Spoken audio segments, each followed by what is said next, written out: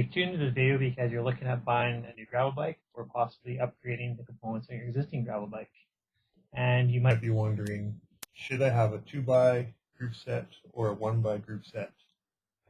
So in this video, I'm going to give you some considerations on how to choose which set you should buy. The two main group sets I'll focus on are the SRAM 1x12 Eagle Axis group and a typical Shimano GRX 2x11 group set. I chose these two group sets because they offer the two most extreme cases, and while there are other options you can choose, like you can get a 1x Shimano group set, which is similar to the 1x12, but it has one fewer gear. It's 11 speed and typically has a smaller range. What I have here are two very standard systems.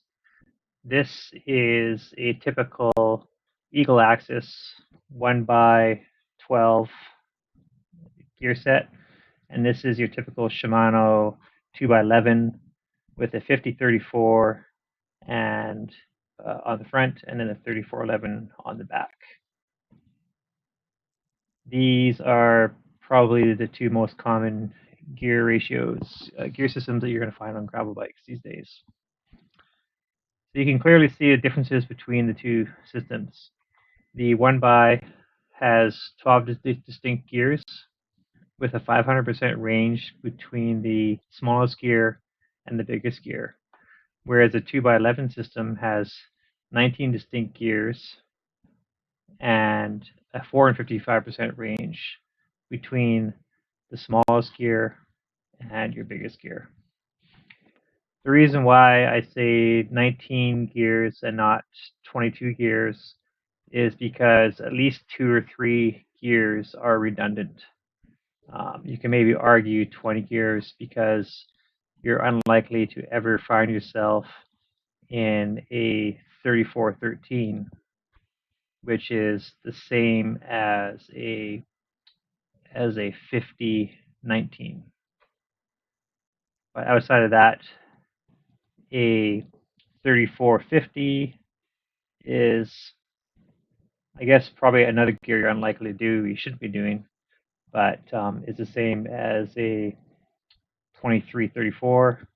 And this gear probably has the most crossover, being a 50-25 is the same as a 34-17. So you have at least 19 or 20 gears. A couple of them are redundant, but to get into two of them, you have to have extreme cross chain, which I don't recommend anyways, but essentially you're losing those gears. But what you can see from this is you have smaller range, more gears. Bigger range, less gears.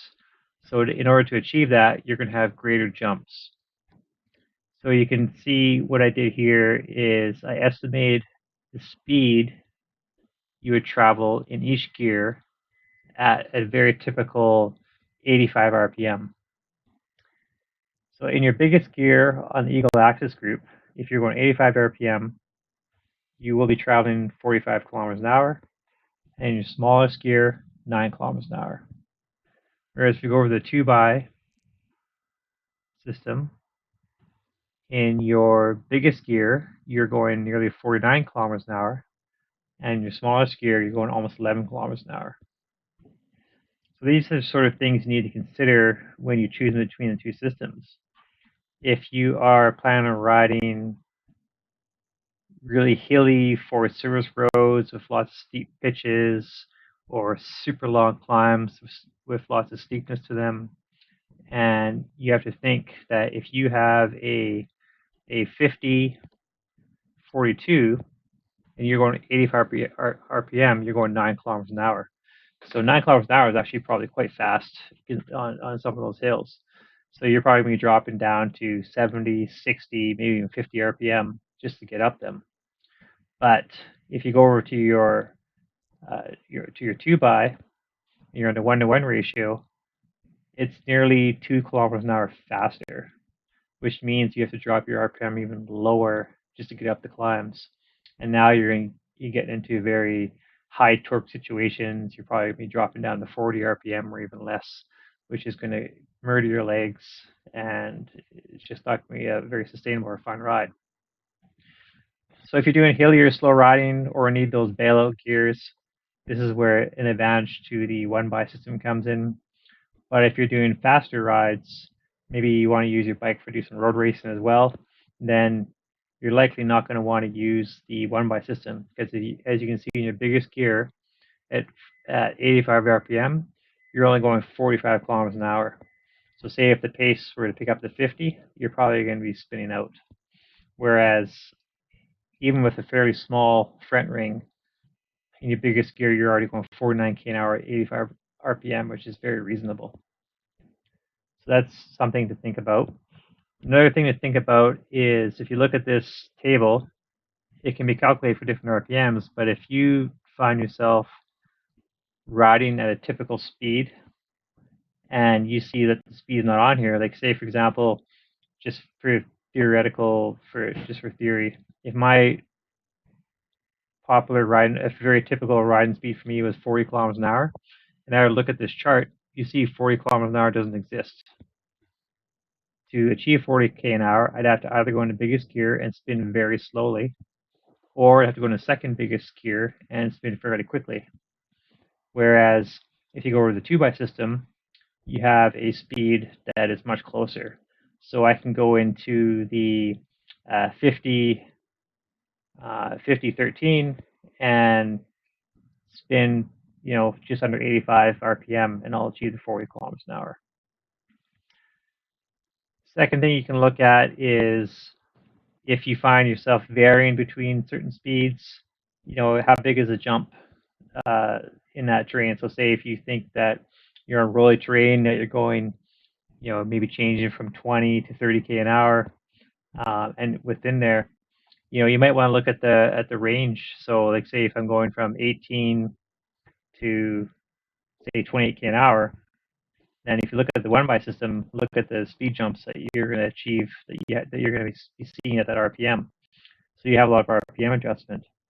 Whereas if you go over to the 2 by system, you're going to have quite a few more options. If you're in the 2 by situation, say if you're spinning around, if you're traveling around 20 kilometers an hour up to 30k an hour, you can see there's a lot more options in that speed range.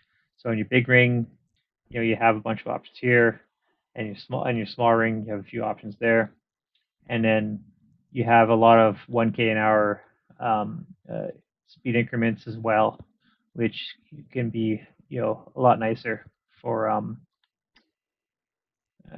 riding. So that you might run into that in more rolly terrain, maybe terrain that has false flats. So those are a few other things to consider. So in conclusion, when choosing between a 1 by and a 2 by, you just need to think about what you're going to be doing. Do you want to do steep forest service roads, steep technical climbs, maybe go bike packing, or ride at slower, easier speeds? And then 1 by might be a good option for you.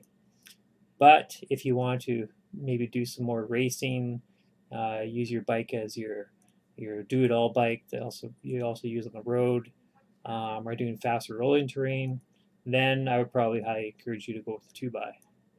As far as the reliability between the two systems, there might be a slight more reliability with the 1 by due to not having a front derailleur, so it's less can go wrong. But these days, not very often I've ever had a front derailleur fail on me, even in muddy, harsh conditions.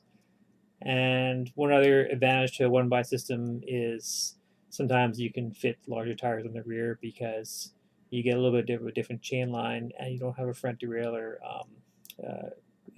clearance issue with your rear tire.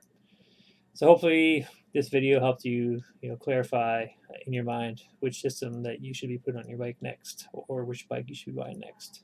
Thanks.